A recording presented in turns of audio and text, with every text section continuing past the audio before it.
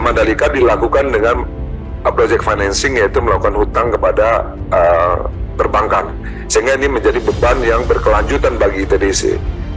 Nah, ini yang menjadi persoalan yang di ITDC. Di samping itu, ITDC juga mendapatkan beban untuk penyelenggaraan MotoGP tahun 2022. Nah, ini menjadi beban yang sampai saat ini menjadi tanggungan daripada ITDC. Ruginya berapa ya Pak Heri? Sama WSBK itu kurang lebih berapa? P200-an ya. Ya. Nah, kemudian di dalam proses ini, atas dasar itu kami mengajukan proses mintaan PNM untuk penyelesaian Mandalika. Ini adalah penyelesaian kewajiban yang tertinggal daripada Mandalika, itu sebesar 1.050 miliar rupiah. Penggunaan daripada pinjaman ini adalah untuk memenuhi kewajiban Mandalika, yaitu untuk pembangunan grandstand dan juga untuk biaya operasional di dalam penyelenggaraan event MotoGP tahun 2022. Holding BUMN Pariwisata Enjourney mengatakan ada banyak penyebab kerugian yang dialami oleh perusahaan. Salah satunya penyelenggaraan event MotoGP. Direktur Utama Enjourney, Doni Oskaria, mengatakan kerugian sirkuit Mandalika dari penyelenggaraan event MotoGP mencapai 50 miliar rupiah.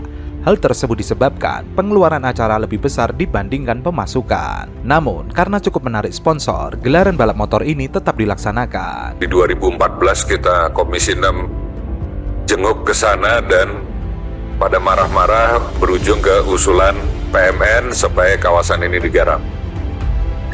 Setelah dikucurin 250 miliar, langsung berwujud kepada pantai yang bagus. Lalu ganti direksi, waktu itu Pak Abdul Bari, kemudian dia mempunyai gagasan, yaitu untuk membuat kawasan Mandalika beda dengan kawasan Nusa Dua, di mana Mandalika lebih sports activity oriented, gitu kan. Lalu kita semua terbawa oleh program ini, kemudian muncullah ide bangun sirkuit sehingga kita bisa melaksanakan WSBK dan MotoGP.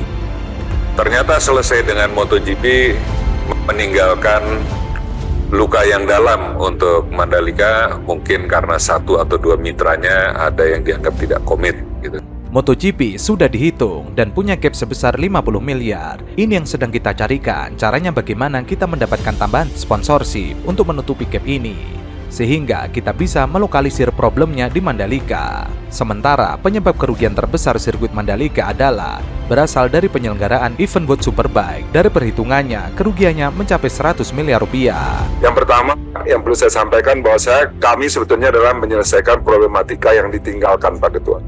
Jadi kalau saya ditanya, saya juga, kalau uangnya hari ini 1 triliun saya minta untuk pengembangan, saya pasti tidak akan minta. Tetapi 1 triliun ini adalah menyelesaikan hutang yang ditinggalkan oleh sebelum kami mengambil alih Mandalika. Jadi ini adalah penyelesaian hutang yang 1 triliun. Itu waktu kita mengambil alih Mandalika, itu posisinya adalah mereka mempunyai short term liabilities 1,2 triliun. Mereka mempunyai long term liabilities 3,4 triliun. Dengan sumber repayment capacity hanya dari Nusa Dua. Terus terang saya tidak bisa menyelesaikan yang short term liabilities ini, di mana short term liabilities ini isi di dalamnya adalah pembangunan daripada grandstand dan juga VIP village, sama kebutuhan modal kerja waktu penyelenggaraan, yaitu 1,2 triliun. Dana itu penyelesaian ini harus dengan equity. Tetapi yang long term liabilities-nya, apa yang kami lakukan hari ini, saya menyebabkan kerugian Mandalika itu setiap tahun itu akan semakin besar, karena ada mismatch, tidak hanya rugi tetapi juga secara cash flow dia menjadi negatif, karena EBITDA-nya hanya 80 miliar, kewajibannya jauh lebih besar yang menjadi cicilan jatuh temponya. Root cause problemnya apa? Yang pertama adalah kita mengidentifikasi, yaitu mengenai Nusa Dua. Nusa Dua pendapatan per year-nya itu 315 miliar dengan EBITDA-nya ada 80 miliar. Rendahnya EBITDA ini disebabkan sebetulnya ada head office cost yang terlalu tinggi. Jadi ini memang penyelesaian Mandalika ini harus secara komprehensif. Kita menekan overhead cost-nya. kita turunkan. Yang kedua adalah kita memiliki Mandalika sendiri. Mandalika ini waktu dibangun itu dia heavy dengan investment infrastructure, tetapi tidak mengenerate bisnis baru. Root cause problemnya adalah bahwa pricing strategi di Mandalika ini juga tidak membuat investor tertarik untuk masuk. Di mana harga yang kita tawarkan untuk 30 tahun lease rentalnya itu sama dengan 3 kali lipat lebih mahal daripada orang membeli tanah di Mandalika. Kalau saya punya kesempatan tadi diminta oleh Pak Darmadi, sebetulnya saya ingin menjelaskan secara detail bagaimana sih problematika Mandalika dan apa yang harus kita lakukan untuk menyiapkan Mandalika. Ini yang pertama, kita zoom in yang si Mandalika. Mandalika ini problemnya adalah kita melakukan hutang terhadap pembangunan infrastruktur, sehingga akibatnya apa? Muncul biaya depresiasi di dalamnya, dan muncul biaya cicilan di dalamnya, dan muncul biaya maintenance di dalamnya, yang mana investasi ini tidak memberikan revenue tambahan. Jadi satu persatu kita mesti selesaikan problematikanya. WSBK ini menunjukkan kerugian, sehingga apa yang kami lakukan adalah kami akan bernegosiasi untuk menghilangkan WSBK ini. Menurut Doni, jika nantinya penyelenggaraan WSBK dihilangkan, maka bisa membantu menurunkan beban perusahaan, sehingga kerugian yang ditimbulkan tidak makin besar tiap tahunnya dibandingkan bila event tersebut dipertahankan. Apalagi event WSBK memang kurang menarik bagi investor untuk beriklan, sehingga menghapuskan acara tersebut dinilai menjadi langkah paling tepat. Direktur Utama Injourney, Doni Oskaria mengungkapkan, PMN yang diajukan untuk Mandalika mencapai 1,50 triliun.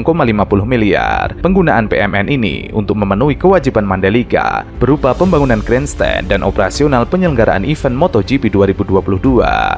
Doni mengatakan Indonesia Tourism Development Corporation mendapatkan mandat dari pemerintah untuk mengembangkan Mandalika. Secara bisnis, pengembangan ini berat jika dilakukan dengan dana sendiri. Dari awal ini seharusnya butuh suntikan dari pemerintah, karena jika mengandalkan manajemen capacity, ini akan mismatch dengan kewajiban ITDC untuk kembangkan Mandalika. Dari total kebutuhan investasi di Mandalika yang diajukan 9,25 triliun, ITDC pernah mendapatkan 2 kali PMN. PNN pertama diterima pada tahun 2015 senilai 250 miliar, dan yang kedua pada 2020 senilai 500 miliar. Gapnya sangat jauh, sisanya berasal dari project finance atau utang dari perbankan. Ini jadi beban berkelanjutan bagi ITDC. Selanjutnya, ITDC juga mendapatkan beban berupa penyelenggaraan MotoGP pada tahun 2022. Menurut Doni, penyelenggaraan ini tidak menghasilkan keuntungan, justru perseroan merugi. Ruginya sama, penyelenggaraan WSBK mencapai 200 miliar.